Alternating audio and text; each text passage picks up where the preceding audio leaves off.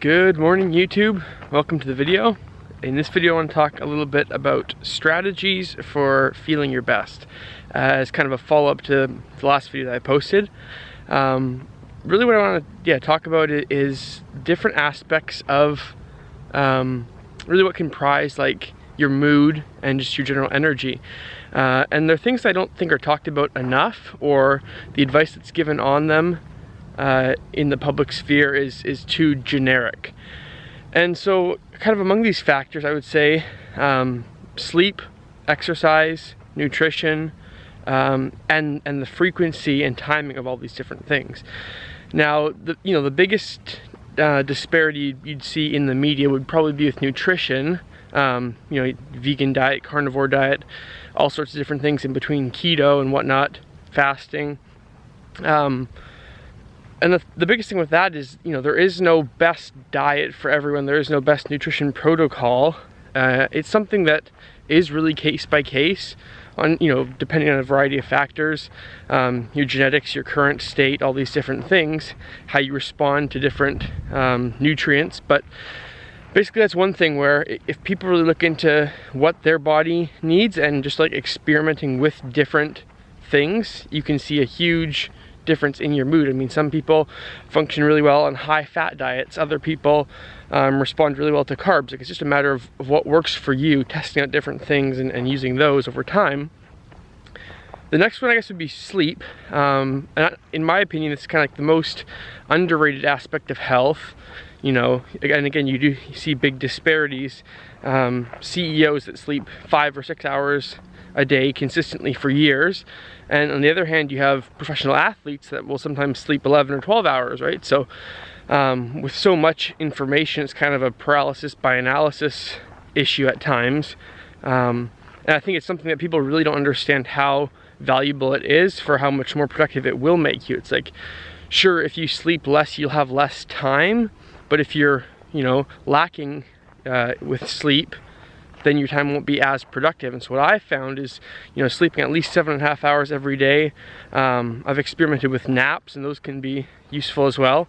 But yeah, really like testing out different sleeping methods.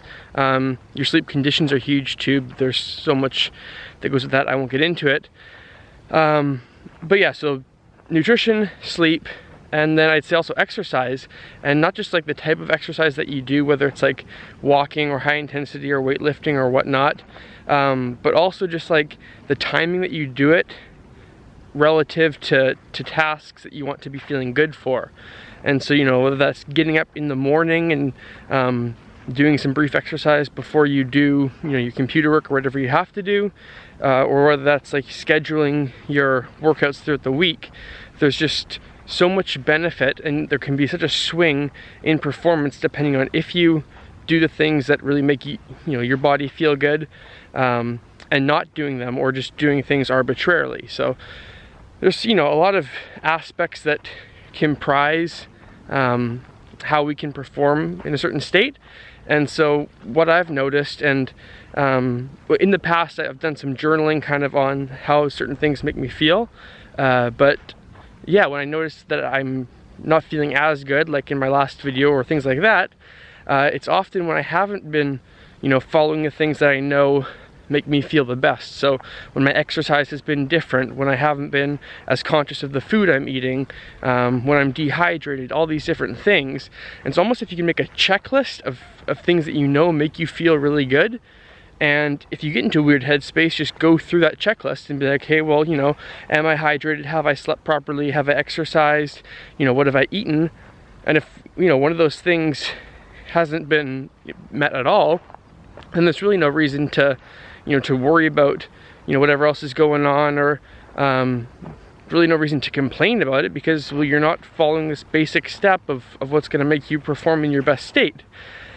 And so, it's as simple as, re-implementing that practice, whatever it is, and within, a day or two, you can pretty much be back to baseline with anything. So, yeah, I mean, it takes a lot of individual research, because like I said, all the advice out there is so generic, and, people's needs are so different, so you can't really just take whatever one person will say and apply it to your own life and be guaranteed that it'll work. So it does take some time to research and test out different things and see how your body responds to it.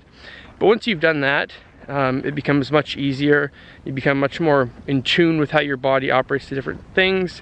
And you can just be so much more productive and efficient overall.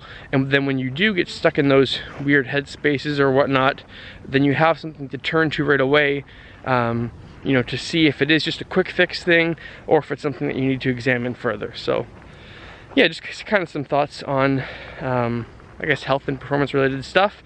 I'm going to make a blog post this week, which you can find on my website, which will be in the description, going more in depth on different factors that make up performance and what works for me, things that haven't worked for me, and just, you know, some almost like a synopsis of what my research on the topics have led to. But that's all for this video, so thank you so much for watching. If you enjoyed it, leaving a like would help me out tremendously, and I will see you in the next video.